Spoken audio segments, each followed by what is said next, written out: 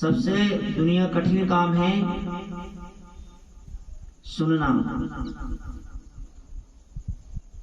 लोग सुनना नहीं चाहते किसी की भी, सुनाना बहुत चाहते हैं। इसलिए कहा बहुश्रुत होना चाहिए हम सबको। क्या होना चाहिए? बहुश्रुत, बहुत सुनने वाला होना चाहिए।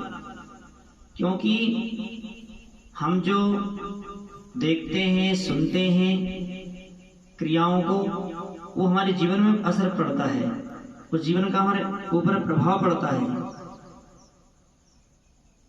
हम ज्यादा सीखते हैं सुनने से, बोलने से ज्यादा सीखते हैं सुनने देखने से। हम अपने आप पढ़ते हैं तो उतना सीख नहीं पाते, हम क्रिया में नहीं ला पाते उसको। आज आप सबको जो बात बताई जा रही है, आप इनको सुने, देखें और क्रिया में लाएं, सफलता मिलेगी हमें। तो बहुत सुनने वाला होना चाहिए। और दिन प्रतिदिन हमारा चला जा रहा है, हमारी आयु कम होती चली जा रही है, पता नहीं संसार से कब जाना पड़ जाए किसको। इसलिए हमें क्या संग्रह कर लेना चाहिए? धर्म का संग्रह कर लेना चाहिए। अनित्यानि शरीराणि वैभवना शास्त्रम नित्यम सन्नितो मृत्यु कर्तव्य धर्म संग्रह। और चला लक्ष्मी चला प्राणा चला जीवित मंदिरे चला चलिए संसारे धर्म निश्चल। अब श्लोक रूप में जो बात कह रहा हूं मैं, आप समझ जाना। आप सब विद्यार्थी पढ़ रहे हैं, संस्कृत जानते हैं, इसकी व्याख्या करने की आवश्यकता नहीं है। कि हमें हमारे साथ जो जाने वाला क्या है, वो धर्म जाएगा। तो धर्म की बात हमें सुन लेना चाहिए। हम खाना पीना सोना ये चलते रहते हैं। कुछ पद्धति आपने देखी होगी समाज में चल रही है कि श्रावणी पर्व को, उपाकर्म को आज लोगों ने रक्षाबंधन बदल दिया है।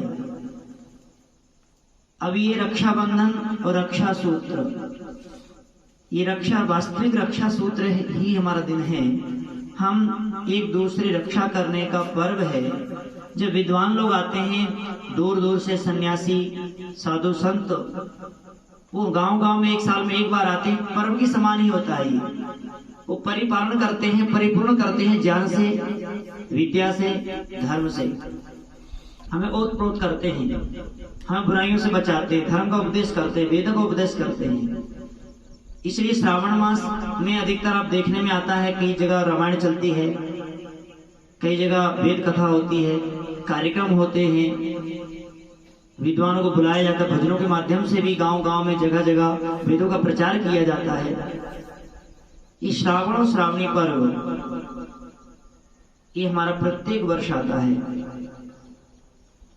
तो इसमें साथ में प्रतिज्ञा विद्यार्थी करते हैं, जनेऊ संस्कार कराया जाता है, परिवर्तन जनेऊ किया जाता है। तो ये प्रतिज्ञा सूत्र था। ये क्या सूत्र था? प्रतिज्ञा सूत्र, रक्षा सूत्र। वास्तविक में जनेऊ भी हमारी रक्षा करता है, विशेष रक्षा करता है।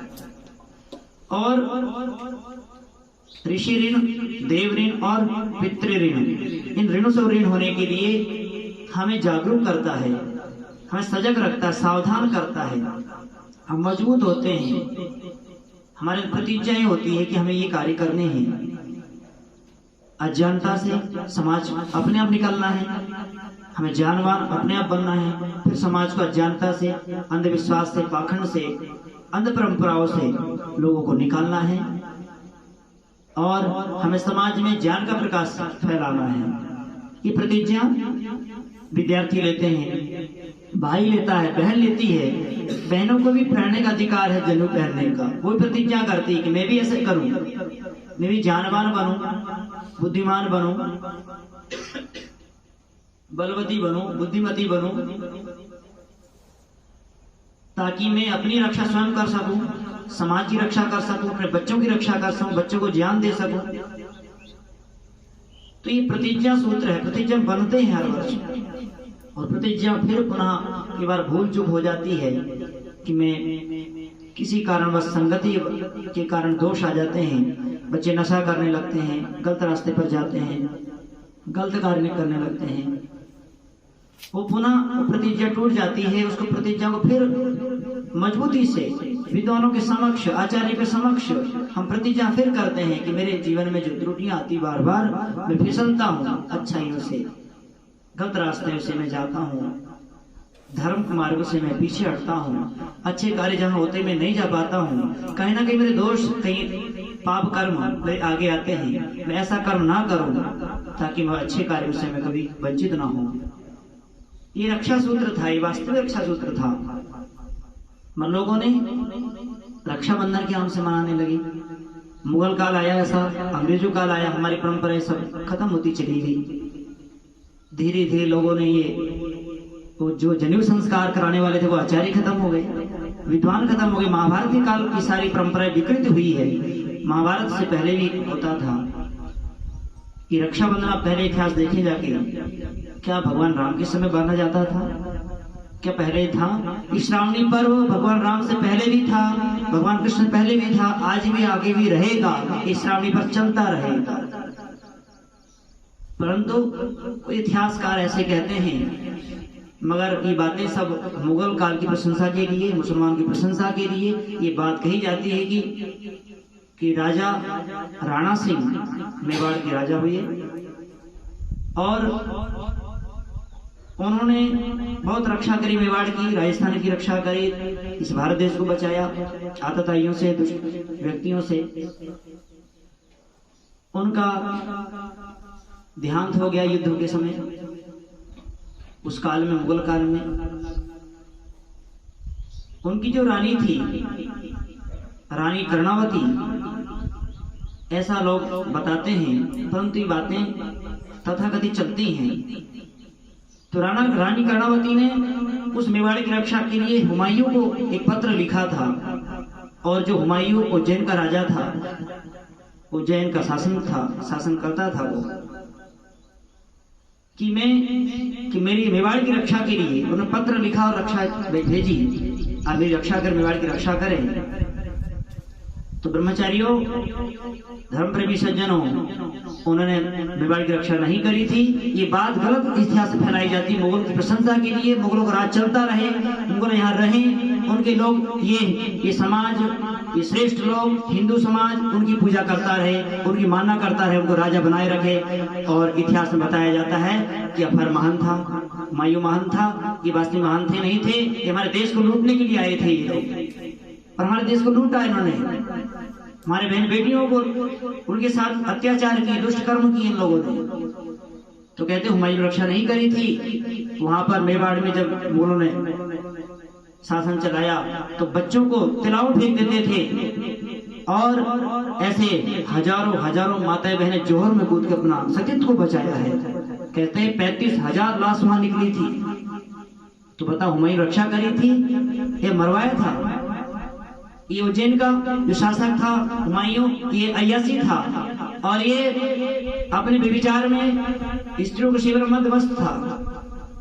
मगर आज क्या बताया जाता है कि बहन ने रक्षा के लिए राखी बांधी थी कि मेरी रक्षा करो, ये पुकारा होगा, मानते हैं, मगर उन रक्षा नहीं करी थी। ऐसे बहुत माताएं होती हैं जो सज्जन, चरित्रवान, धर्मात्मा, धार्मिक भाई होता है, विद्वान होता है, देशभक्त, राष्ट्रभक्त होता है, तो माताओं ने पुकार करी है, मांगी कि मेरी भाई मेरी रक्षा कर। भगवान कृष्ण रक्षा करी थी माताओं की, उन्हें रक्षा करी है। मगर ऐसा नहीं कि रक्षा इस प्रकार से होती हो, उनको इज्जत को बचाया है, उनके सम्मान को बचाया है, उनके सतीत्व को बचाया है। इसी प्रकार बहन भी यहाँ पर प्रतिज्ञा करती कि भाई मेरी रक्षा करें आप।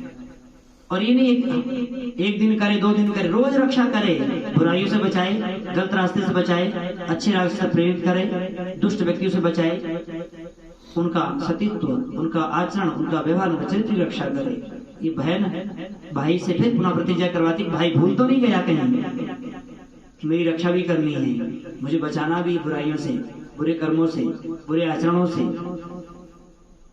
तो ये रक्षा सूत्र बांधा जाता था, परंतु आजकल देखने में आता है ये इतना बिगड़ गया है कि ये रक्षा सूत्र बांधते बांधते लोगों ने व्यापार करना चालू कर दिया, दुकानें चलने लगी ज्यादा, भाई पैसे देने लगे, भाई बहनों को भी ऐसा हो गया कि हमारी भाई पैसा देगा, गिफ्ट देगा। वो इस दृष्टि से लोगों ने व्यापार बना दिया। वो बहनी बड़ी श्रद्धा से ऐसे राखी लेकर चांदी की राखी लाती है, कुछ लाती है। क्या धागा बांधे रक्षा हो जाएगी बहन की?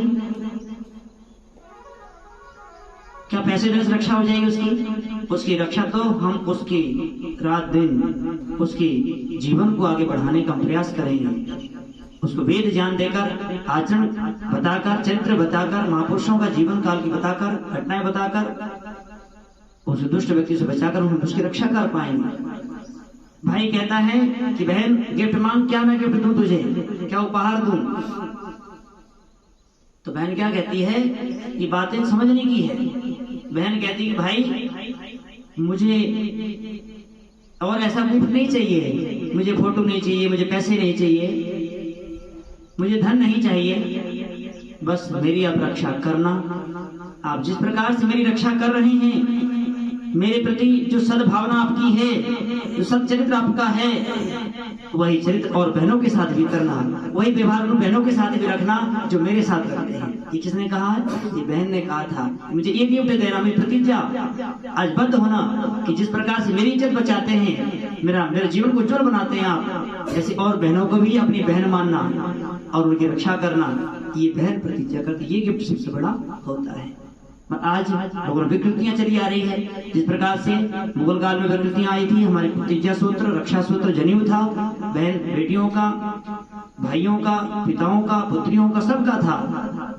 तो ऐसे विकृतियां आते आते यहाँ तक पहुंच गई है। अब आने वाले समय में यदि हम नहीं संभालेंगे, इस समाज को नहीं बताएंगे सच्चाइयां, तो समाज की रक्षा केवल होते होते और विकृतियां इतनी चली आएगी कि बच्चे जाकर ये सब घर में मनाना छोड़ देंगे, वो शॉपिंग में जाएंगे, ऐसी करेंगे, शराब पियेंगे, नशा करेंगे, पार्कों में जाएंगे, उल्टे सीधे कार्य करेंगे, ये चालू हो जाएगा।